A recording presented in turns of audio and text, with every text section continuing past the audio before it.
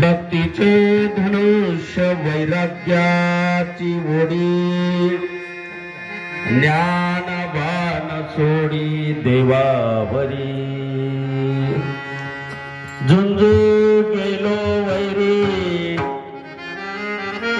झुंजू गेलो वैरी तो दिवस स्वजाती झुंजू कोण्या प्रती ऐसे झाले बसवलिंग म्हणे राहो खटाटो बसवलिंग म्हणे राहो खटाटो झालो आपोआप देवच मी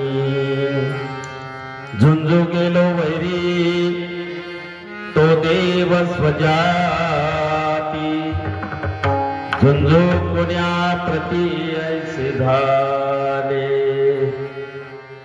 पंचचर्या करू प्रथम नमन तुझे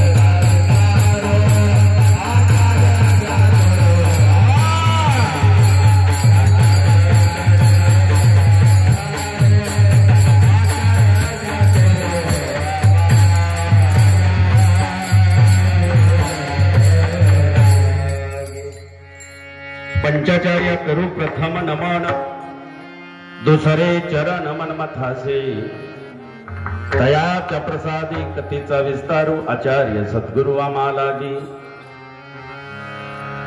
अज्ञान तिमिरांधस्य ज्ञानांजन शलाकया चक्षुरुन्मिलितं येन तस्मै श्री गुरुवे नमः त्रैलोक्य संपदा लेख्य समलेखन भित्तये सच्चिदानंद रूपाय शिवाय ब्रह्मणे नमः पंचानन मुकुट भूताना पंचाक्षर मनोपमान पंचसूत्रकृत वंदे पंचाचार्यान् जगद्गुरु नागेंद्र हराय त्रिलोचनाय भस्मांगरागाय महेश्वराय नित्याय शुद्धाय दिगंबराय तस्मै नकाराय नमः शिवाय मनोजवं मारुततुल्यवेगं जितेन्द्रियं बुद्धिमतां वरिष्ठं वातात्मजं वानरयुक्तमुख्यं श्रीरामदूतं शरणं प्रपद्ये भक्तीचे धनुष्य वैराग्याची ओढी ज्ञानबाण सोडी देवावरी झुंजू गेलो वैरी तो देव स्वजाती झुंजू कोण्या प्रती ऐसे झाले अनंत कोटी ब्रह्मांडाचे मालक शाश्वत वैभवाचे स्वामी या विश्वाचं विश्व चैतन्य ब्रह्मांडाधिपती करुणानिधी दयाघन आशुतोष शिवप्रभूच्या हृदय मंदिरामध्ये त्या दिव्य स्वरूप ज्योतीला अनंत अनंत प्रणिपात करून भगवान शिवाच्या पंचमुखापासून उत्पन्न झालेल्या रेणुकादी पंचाचार्य महाराज प्रमथादिगण 12व्या शतकातील थोर क्रांतिकारक क्रांती सूर्य समता नायक विश्वगुरु युग प्रवर्तक महात्मा बसवांना बसवादी शरण या 16व्या शतकातील थोर संत स्वानंद सुखनिवासी समाधी राजेश शिवयोगी संत शिरोमणी मन्मथ माऊली माऊलीच्या पवित्र अशा संजीवन समाधीला विनम्र भाव समर्पित करून या 20व्या शतकातील थोर संत प्रत्यक्ष मन्मथ माऊलीचा अवतार युग प्रवर्तक शिवाचार्य रत्न वसुंधरा रत्न राष्ट्रसंत सद्गुरु डॉक्टर शिवलिंग शिवाचार्य गुरु माऊलीच्या पवित्र पावन चरणी विनम्र भाव समर्पित करून या देहाचे गुरु शिवैक्यलिंगाच्या शरस्थ ब्रह्मी शिवाचार्य रत्न शतायुषी सद्गुरु निरंजन शिवाचार्य महाराज हिरेमठ संस्थान औसा यांच्याही पवित्र पावन चरणी नतमस्तक होऊन प्राप्त स्थळी प्राप्त प्रसंगी पावनभूमी भगवान भावनातेश्वर यांच्या पवित्र सानिध्यामध्ये चालत असलेला 12वा अर्थात तपपूर्ती सोहळा 12वं वर्ष आहे ना या तपपूर्ती सोहळ्याच्या निमित्तानं अखंड शिवनाम सप्ताह पवित्र ग्रंथराज परमर्ष पारायण सोहळा आणि त्यामध्ये अमृत योग दुग्ध शर्करा योग म्हणजे ज्याच्या पवित्र अमृतवाणीतून या ठिकाणी भव्य दिव्य शिव महापुराण कथा संपन्न होत आहे असे आमचे मार्गदर्शक आदरणीय अण्णाराव गुरुजी होनराव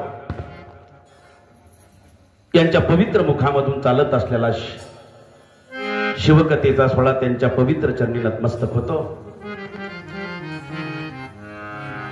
प्राप्त प्रसंगी प्राप्त चिंतनासाठी आजच्या निवडलेला अभंग वीरशैव लिंगायत संप्रदाय परंपरेतील महान संत शिवसंत महादेव प्रभू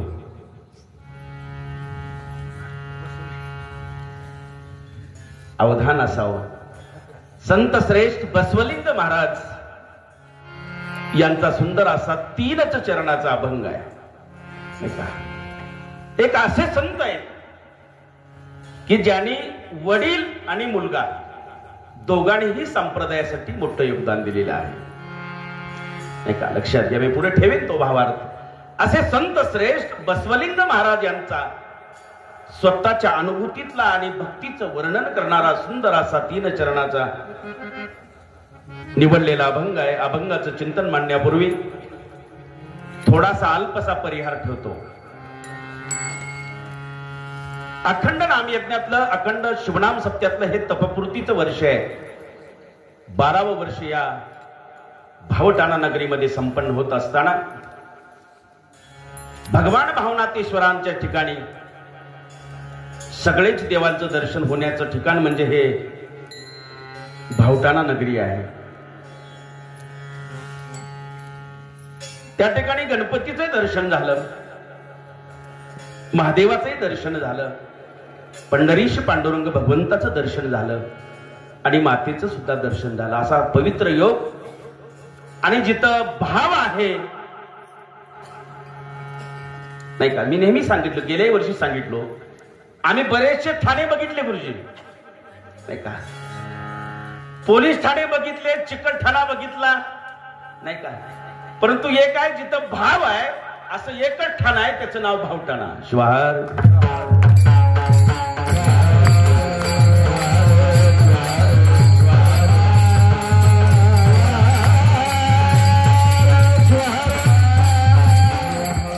आणि या पवित्र गावामध्ये चालत असलेला हा तपपूर्तीचा सोहळा आजचा दिवस 5वा आहे.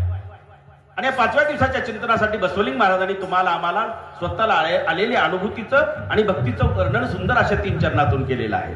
प्रस्तुत चिंतना अभंगाचं चिंतन मांडण्यापूर्वी थोडासा पर्याय देत असताना उपस्थित माहेश्वर मूर्ती, प्रवचनकार, कीर्तनकार, सुज्ञ मंडळी, माझ्यापेक्षा ज्ञानवृद्ध तपोरोदे माता भगिनी यांच्या पवित्र चरणी नतमस्तक होतो. उपस्थित काही बरेचसे सुंदर असं संप्रदायातील गायक वादक या ठिकाणी उपस्थित आहेत. असे संप्रदायातील गोड की ज्यांच्या पवित्र मुखातून या ठिकाणी गेल्या 5 दिवसापासून गायन वादन संपन्न होत आहेत. असे भजन सम्राट शिवभक्तीपरायण आमचे विजय अण्णा चावरे, शिवभक्तीपरायण आमचे संवादिनी वादक शिवाजी शिलगिरे, मृदंगाची साथ देणारे आमचे स्वामीजी कल्याण स्वामी महाराज सताळा, उपस्थित सर्व विनेकरी, पाहेकरी, माळकरी, टाळकरी संप्रदायातील सर्व गुणीजन मंडळी, महिला भजनी मंडळ, विनेकरी, पाहेकरी, त्यानंतर चोपदार, त्यानंतर सुंदर याचं प्रक्षेपण होत आहे कीर्तनाचं. असे श्री ओम माऊली भावटाणा, बरोबर आहे, ओम माऊली, हेच युट्यूबला ओम श्री माऊली, ओम श्री माऊली भावटाणा या युट्यूब चॅनलची सर्व त्या चॅनलला सर्वांनी लाईक करा, सबस्क्राईब करा, कारण या चॅनलचं प्रक्षेपण आपण याही वर्षीचा सप्ताह पुढल्या वर्षी बघू शकतो कीर्तनाच्या माध्यमातून. आणि म्हणून त्या चॅनलचे संचालक त्यांनाही धन्यवाद देतो. उपस्थित सर्व माझ्यापेक्षा ज्ञानवृद्ध तपोरोध माता भगिनी आणि माझा आवाज, खरं तर आज आवाजामध्ये खर आहे, पण ज्याच्या आवाज द्विगुणित झाला, जी सिस्टीम आहे त्या सिस्टीमचं एकदा जोरदार टाळ्या वाजून स्वागत करा सगळ्यांनी. सुंदर सिस्टीम आहे आणि त्या सिस्टीमलाही धन्यवाद देतो. आणि उपस्थित सर्वांच्याच मंगल पवित्र चरणी नतमस्तक होऊन ते अनंत कोटी ब्रह्मांड नायक भगवान शिवाचं नाव घेऊन आपण चिंतन मांडू. तुझे नाम रे घेऊन, तुझे नाम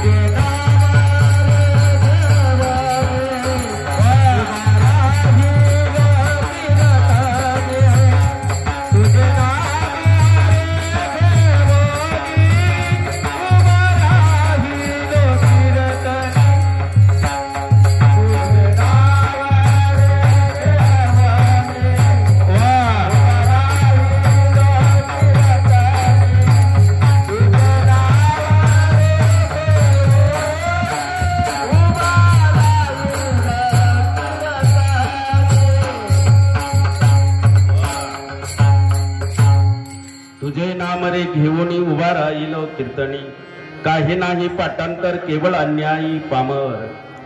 अनंत कोटी ब्रह्मांड नायक भगवान शिवाचं नाव घेऊन आपण चिंतन मांडणार आहोत.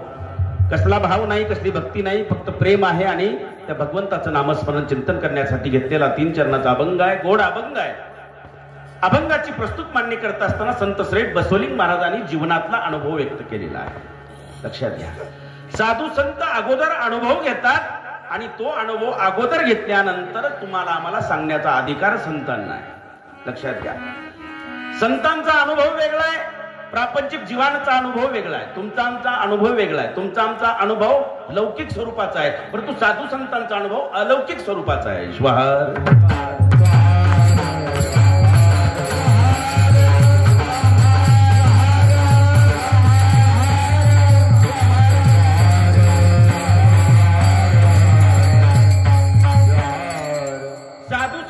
अनुभव हा शाश्वत आहे. नीट लक्षात घ्या, चिंतन कुठं याचं. साधू संतांचा अनुभव शाश्वत आहे, तुमचा आमचा अनुभव अशाश्वत आहे. साधू संतांच्या अनुभवामधला एखादा अनुभव आहे आणि अनुभव व्यक्त करत असताना त्यांच्या अनुभवामध्ये शाश्वती आहे, म्हणजे सत्यता आहे. तुमच्या आमच्याकडे अंदाज आहे. लक्षात घ्या, मी काय सांगतो, अनुभव त्यांच्याकडे आहे आणि अंदाज आमच्याकडे आहे. आज तुम्ही आम्ही अंदाज बांधू शकतो. कोणता? या वरल्या जर वावरामध्ये हे पेरलं असतं तर ते त्यांच्यातला वेगळा आहे. आणि कुठलाही असेल, भजन असेल, प्रपंच असेल, उद्योग असेल, व्यापार असेल, आज प्रत्येकाची आवड वेगळी आहे, प्रत्येकाची निवड वेगळी आहे, प्रत्येकाचा अंदाज वेगळा आहे. पण एक आहे, तुमच्या आमचा अंदाजामध्ये बदल असू शकतो. आपण म्हणतो ना, व्यक्ती तेवढ्या प्रकृती आहे. आज प्रत्येकाचा आहार वेगळा आहे, प्रत्येकाचा विचार वेगळा आहे, प्रत्येकाचा पोशाख वेगळा आहे. आणि या भारतामध्ये जर पाहिलं तर आज प्रत्येक राज्यात जर गेलो तर प्रत्येकाची भाषा वेगळी आहे, प्रत्येकाचा पोशाख वेगळा आहे, प्रत्येकाचा विचार वेगळा आहे, भाषा वेगळी आहे. मी वेगळे पण सांगतोय, लक्षात घ्या, हे सगळं वेगळं आहे. पण एक आहे, तुमच्या आमच्या अनुभवामधला फरक वेगळा आहे. तुमचा आमचा अनुभव पोपटपंची आहे. काय म्हणतो मी? तुमचा आमचा अनुभव पोपटपंची आहे, पण त्यांच्या अनुभवामध्ये संतांच्या पोपटपंची अजिबात चलत नाही. बिलकुल नाही. एक नवीन लग्न झालेली मुलगी नांदायला गेली, अनुभूती सांग, अवघड आहे, आता मला असा रोग झाला म्हणली की आता मला वाटतंय ह्याच्यातून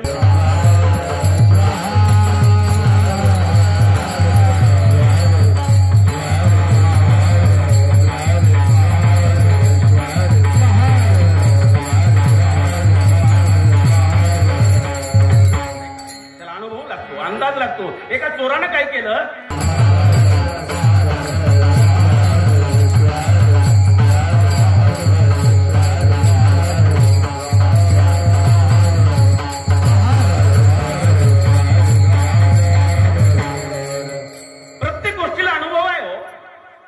हे विनोदाचा भाग सोडा. मला एक सांगायचं आहे की आमचं तुमचं ज्ञान हे फक्त पोपटपंच आहे गुरुजी. तुमचं आमचं जे आहे ते फक्त दिसण्यासारखं आहे. आज एक सांगा, आज हे सगळं जे सोंग वाटतंय, कधी कधी आम्हाला वाटतं हे फक्त प्रदर्शित आहे. बोलत चला म्हणजे कीर्तन कळतंय. महाराज दिसावा का असावा? असावा. लक्षात घ्या. हा, संत दिसावा का असावा? पतिव्रता दिसावी का असावी? पण आज कसं आहे, दिसण्यापेक्षा नाही का असण्यापेक्षा दिसणं जास्त झालंय, प्रदर्शन जास्त झालंय. आणि प्रदर्शनामुळं आज धर्म असेल, संप्रदाय असेल, भक्ती असेल, त्याचं मात्र मातेर झालं महाराज. लक्षात घ्या. नाही का, नाही का, तुमची आमची भक्ती सुद्धा तशी आहे, फक्त दिसायला आहे. किती माळा घातल्यानं संत होता येतो. बोलत चला म्हणजे किती कळतं. किती माळा घातल्यानं संत होता येतो. नाही का, माळा घातल्यानं संत होता येत नाही, किंवा एखादं भगवं कुठं तर पांघरून गेलं म्हणून संत होता येत नाही. लक्षात घ्या. या भगव्याचा अर्थ तर आम्हाला कळाला का? भगवा म्हणावं कशाला? एका मला तज्ञ माणसानं सांगितलं, गुरुजी, भगवा भगवरहित, गर्वरहित आणि वासनारहित त्याचं नाव भगवा आहे. ईश्वर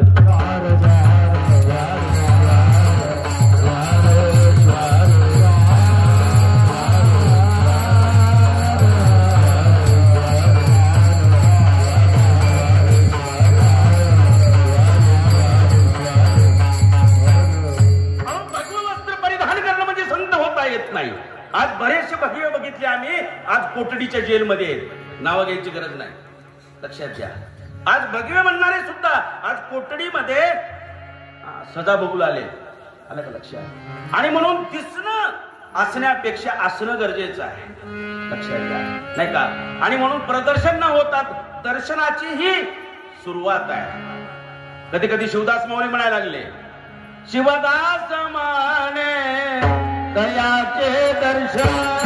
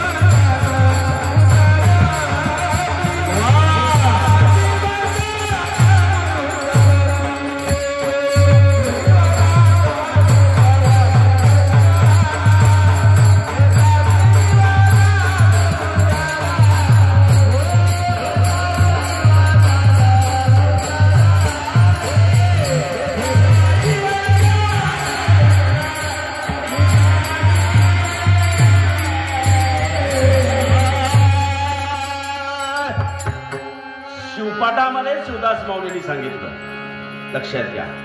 दर्शन म्हणजे नेमकं कशाला म्हणावं? शिवदास म्हणीत याचे दर्शन, घेता जीव जाण उद्धरती.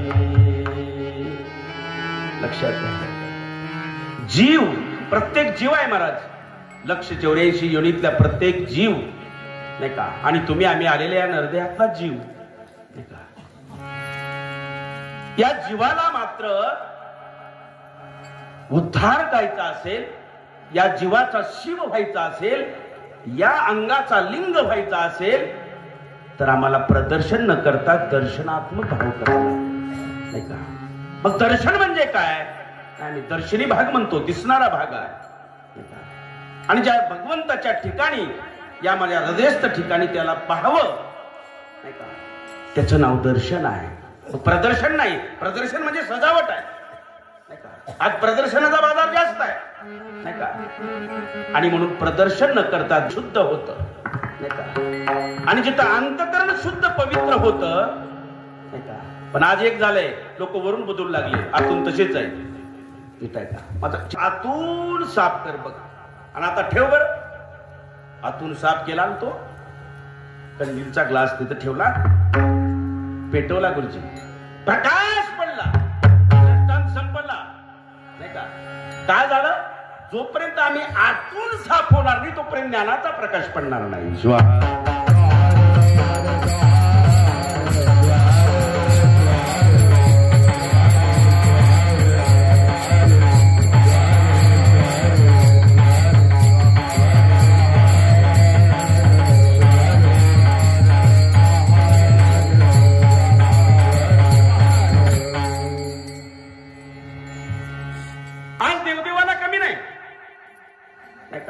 आज लोक ते आमच्या पुढचे गेले महाराज. आज इंटरनेटचा जमाना आहे, मीडियाचा जमाना आहे, व्हॉट्सअपचा जमाना आहे, फेसबुकचा जमाना आहे, नाही का? इंस्टाग्रामचा जमाना आहे.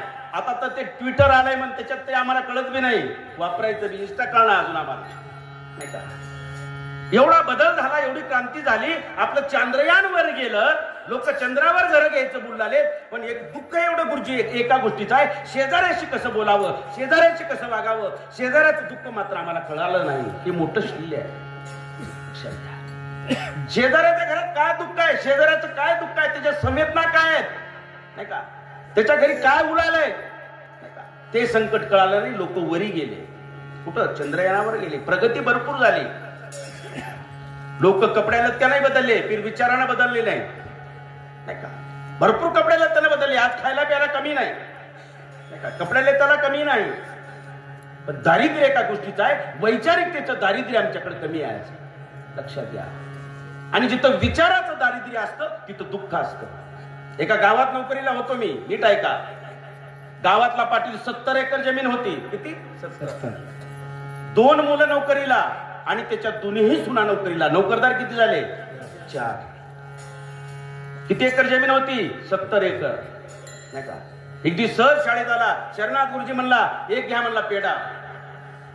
मला विनोद करायची सवय. मी म्हणलो या वयाला काय मुलगा झाला का काय, पेढे का वाटला पाटील? सहज बोललो मी. अहो म्हणला कारणच तसं आहे, घ्या गुरुजी पेढा. मी हातात घेतला, खायच्या अगोदर सांगा म्हणलं कारण काय. 70 एकर जमीन, 4 नोकरदार. पाटलानं कारण सांगितलं मला, वैचारिकता सांगतोय मी. काय नाही म्हणला गुरुजी, गेल्या 10 वर्षापासून झटला तो म्हणला, दलिंदर यादीत नाव याला, या वर्षी आलंय म्हणला. काय कळलं का? त्यानं दारिद्र्य खाली बी म्हणला दलिंदर यादीत म्हणलं. मी म्हणलो तू आधीच दलिंदर आहेस, आता शासनाच्या यादीत आलास.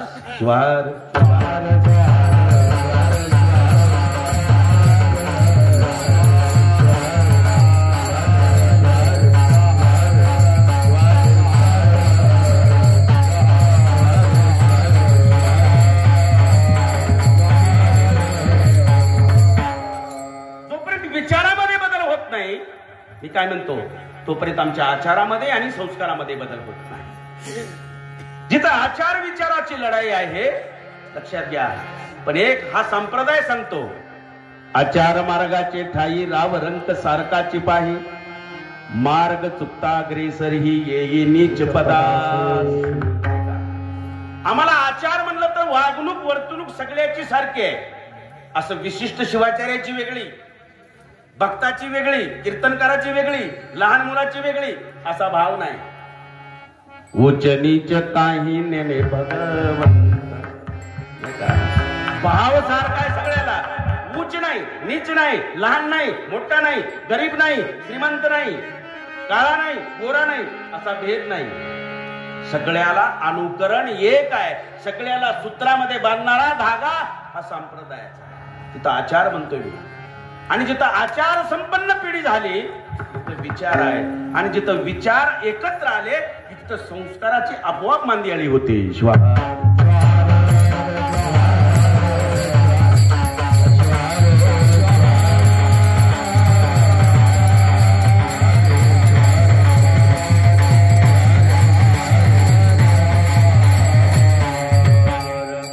आणि मग विचाराचं मंथन, आचाराचं मंथन व्हायचं असेल तर आम्हाला हे 7 दिवसाचं एक आध्यात्मिक शिबिर आहे नाही का.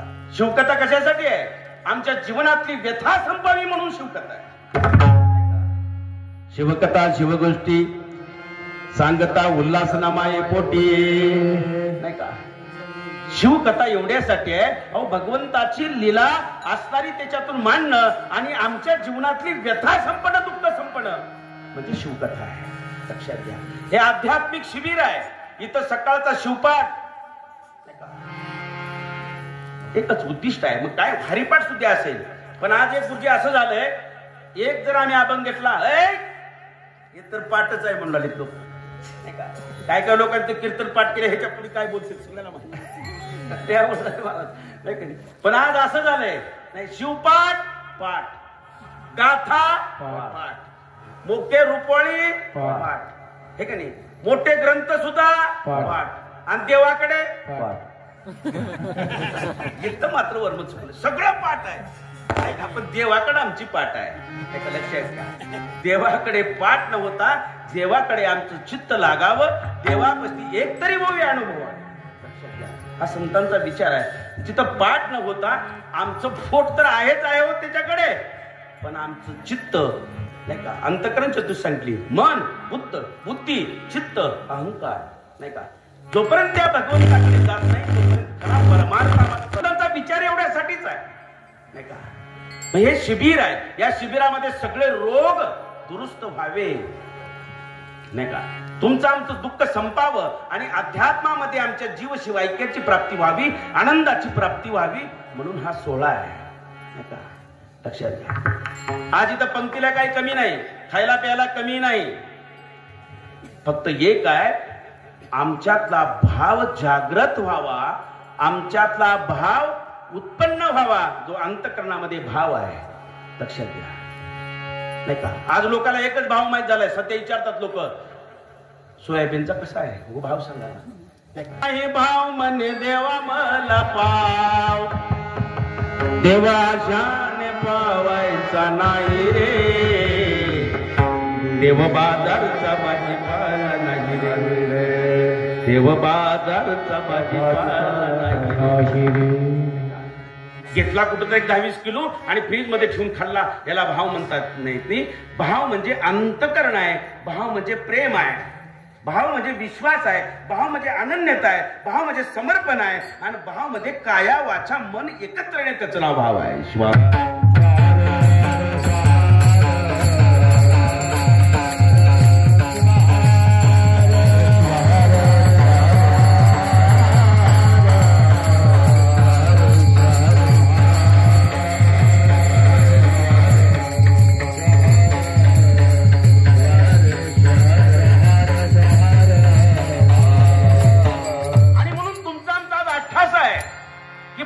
जीवाला आज मोक्ष पाहिजे, प्रत्येक जीवाला मुक्ती पाहिजे, आणि आम्हाला मोक्षासाठी मुक्तीसाठी हा एवढा अट्ठास आहे, हा एवढा मोठा सोहळा आहे नाही का.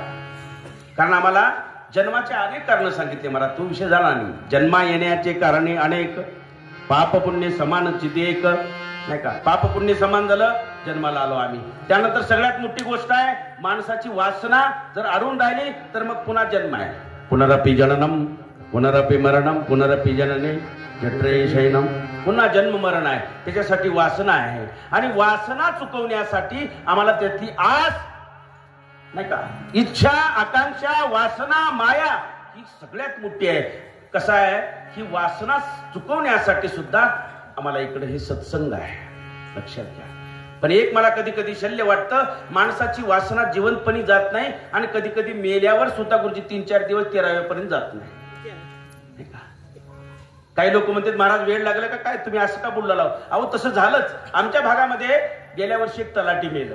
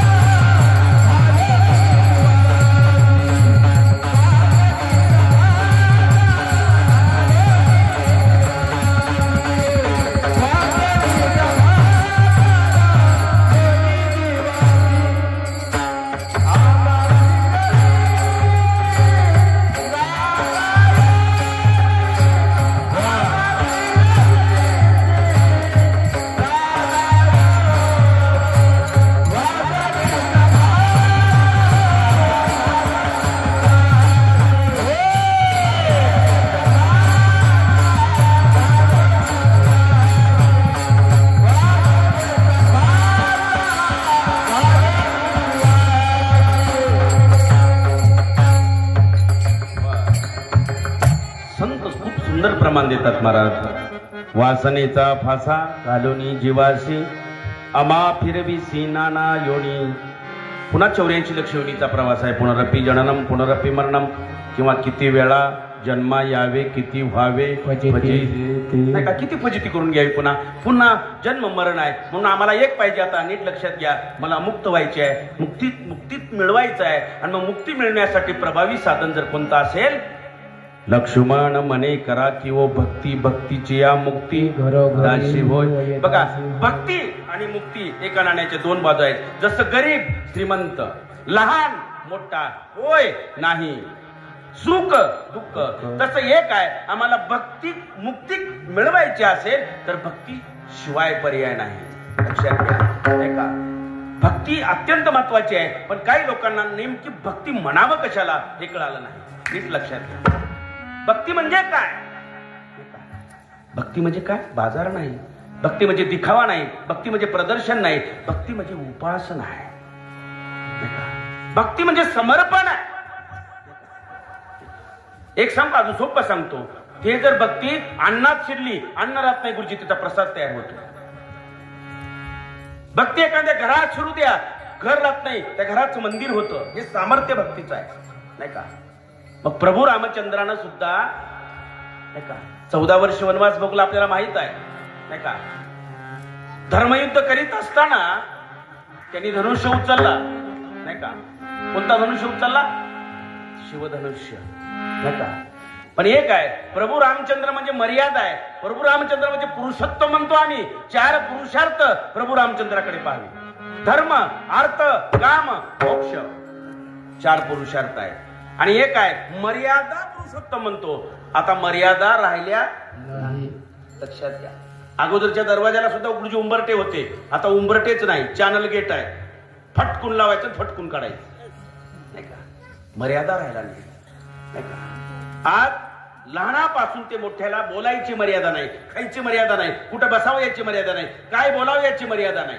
पण हे काय, प्रभू रामचंद्रांचं जीवन जर पाहिलं तर तिथं मर्यादा कळते.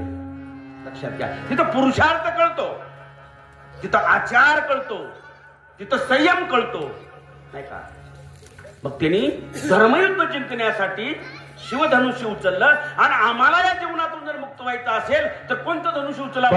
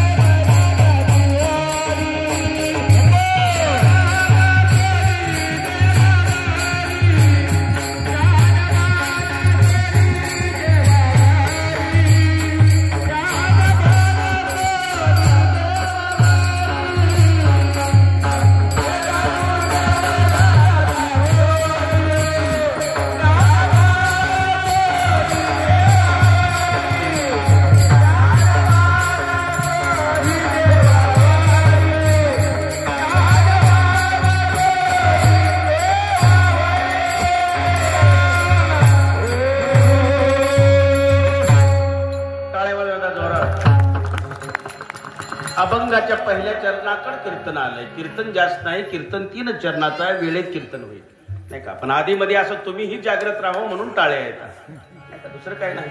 आणि एक आहे आमचं ब्लड सर्क्युलेशन सुद्धा चांगलं होतं टाळ्यानं.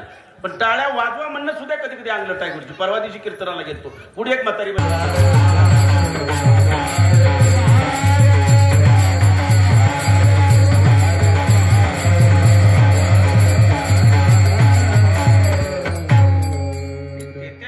केलेला आहे. आणि मला काय म्हणजे मार्मिक कधी कधी विरोध असतात का की अजून मधून मला कधी तर फवारावं लागते, दुसरं काय नाही का, किडे मरते, दुसरं काय. पण आता असं झालंय त्या फवाऱ्यातूनच किडे येऊ लागले.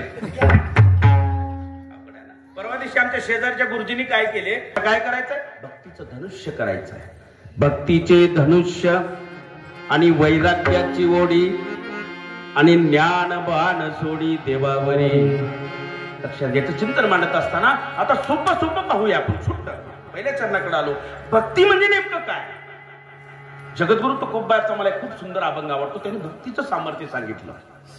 भक्ती ते नमन, वैराग्य तो त्याग. लक्षात घ्या. अहो सोपं आहे. जिथं आम्ही देवदेव करता करता आमच्यात नम्रता येणं, त्याचं नाव भक्ती आहे नाही का. पण आज माणसं नम्र झाले का नम्री झाले. आमच्या कर्मामुळं, लक्षात घ्या, आमच्या कर्मामुळं, आमच्या वागण्यामुळं आमचा अंतकरण नव्ह, आमचं जीवनच नम्रमय व्हावं. लक्षात घ्या. नम्र झाला सर्वाभूती भाषेशिवाय, नम्र झाला सर्वाभूती.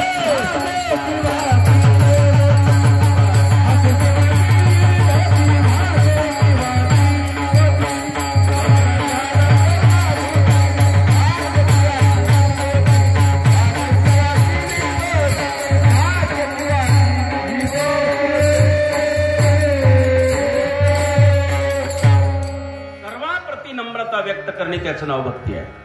नम्र झाला सर्वाभूती म्हणलं, प्रत्यक्ष नम्रता आली की तो शिवच आहे गुरुजी. कुठं जायची गरज नाही. भाषे शिवाची विभूती. लक्षात घ्या नाही का. अजून अंग सांगतो मी भक्तीची, तुम्हाला लक्षात घ्या. पहिला आहे नम्रता. जिथं आली तिथं भक्ती फळाला आली. नम्रता आहे. दुसरी गोष्ट आहे, सगळ्यात मध्ये आमच्या अंतकरणामध्ये प्रेम उत्पन्न झालं की भक्ती फळाला आली नाही का. प्रेम उत्पन्न व्हावं.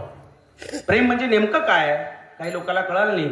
लोक प्रेम म्हणजे आय लव्ह यू नाही,